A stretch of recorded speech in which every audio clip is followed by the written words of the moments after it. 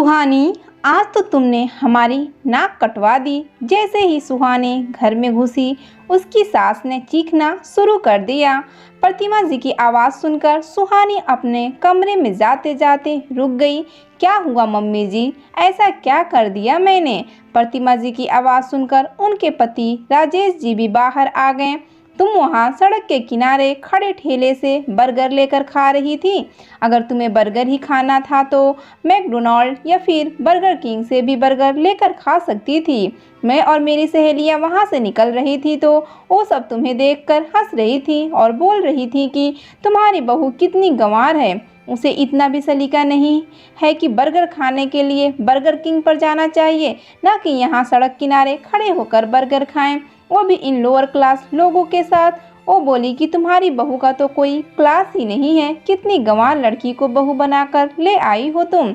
Mummy जी, मुझे वहीं सड़क किनारे ठेले भोला बर्गर वाले का ही बर्गर पसंद है, इसलिए जब भी मैं उधर से जाती हूँ तो मैं उससे बर्गर ज़रूर लेकर खाती हूँ।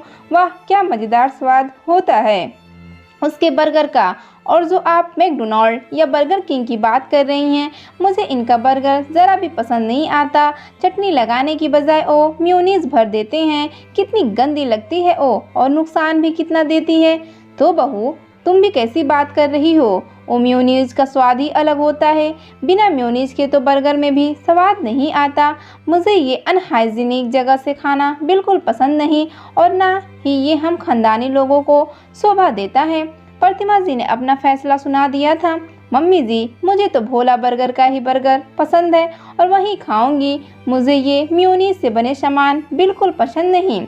और एक बात, मैं क्या खाऊंगी और क्या नहीं वो मेरी पसंद है, मैं किसी और के स्वाद को क्यों अपनाऊं? बहू, तुम्हें यहाँ रहना है तो तुम्हें हमारी पसंद का ही खाना खाना होगा। अरे मम्मी रुको तो, किसी के ऊपर इतनी बड़ी शर्त मत रखो। सुहानी को जब भी बर्गर खाना होगा वो घर पर ऑर्डर कर लेगी, फिर तो आपकी नाक नहीं कटेगी। गाड़ी पार्किंग में लगाकर घर में घुसते हुए आर्यन बोला। क्यों आर्यन, मैं एक झूठे दिखावे के लिए बर्गर घर पर मंगाकर नहीं खा सकती? बर्गर खाने का जो मज़ा वहीं ठेले पर आता है वो घर पर बैठकर खाने में नहीं आता। ये आजकल की लड़कियां भी, इन्हें तो बस बर्गर पास्ता जैसी चीज़ें ही खाने को चाहिए। मेरा बेटा भी अपनी पत्नी के लिए बर्गर का इंतज़ाम करने में लगा है। एक हमारा समय था जब ये इन सब चीज़ों को तो कोई खाना पसंद नहीं करता था। बाहर जाकर सड़क पर खड़े होकर इतना बड़ा मुंह खोलकर बर्गर खाते, तुम्हें शर्म नहीं आती? हम तो 2 रुपयों की पानी पूरी में ही खुश हो जाते थे, वो भी घर पर लाकर खाई जाती थी। पहले घर के सब लोग खाते थे, फिर मुझे मिलती, तब भी किसी को कुछ नहीं कहा। और तुम्हारे पापा की इतनी हिम्मत नहीं होती थी कि वो घर के बड़ों के सामने कुछ बोल सकें। मम्मी जी, पीढ़ी दर पीढ़ी परिवर्तन तो आता है। जब पापा जी आपके लिए पानी पूरी लाते थे तो दादी जी भी यही कहती होंगे कि हमारे पति ने तो कभी पानी पूरी लाकर नहीं खिलाई, सिर्फ दाल रोटी खाकर हम तो तसल्ली कर लेते हैं। इसलिए मम्मी जी, मैं बर्गर खाती हूँ और मुझे भोला बर्गर वाले से ही लेकर खाना है। लोअर क्लास या अपर क्लास मैं नहीं जानती, कहकर सुहानी अपने कमरे में चली गई।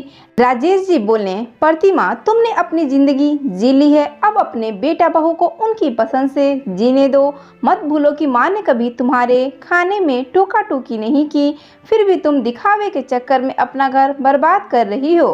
पति की बात को नज़रअंदाज करके प्रतिमा सोने चली गई।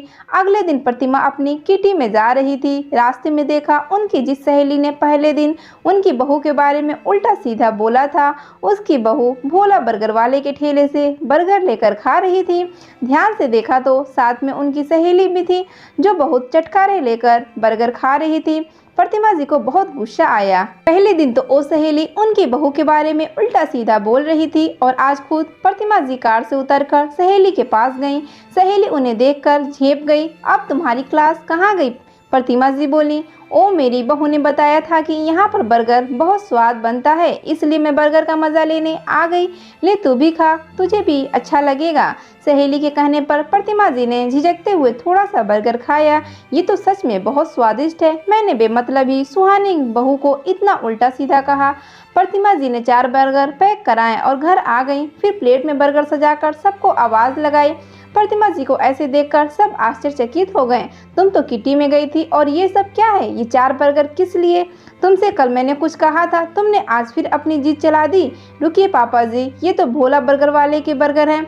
मम्मी जी, ये सब क्या है? मुझे माफ़ कर दो सुहाने, तुमने सही कहा था, हमें लोअर क्लास या अपर क्लास के बारे में नहीं सोचना चाहिए। आज तो तुम्हारे लिए बर्गर घर ले आई, कल हम दोनों चलकर वहीं पर बर्गर खाएंगे। क्या सच मम्मी जी? सुहानी खुशी से उछली। चलो अब ज़्यादा खुश मत हो, वरना तुम्हारा बर्गर भी मैं खा लूँगी। सबने जल्दी से अपना अपना बर्गर उठा लिया। तुम औरतों का भी कुछ पता नहीं लगता, जब देखो तब रंग बदल लेती हो। राजेश जी की बात पर सब हंसने लगे। आपकी इस कहानी पर क्या राय है हमें कमेंट करके बताइए। कहानी अच्छी लगी तो वीडियो को लाइक और चैनल पर नए हैं चैनल को सब्सक्राइब करना ना भूलें।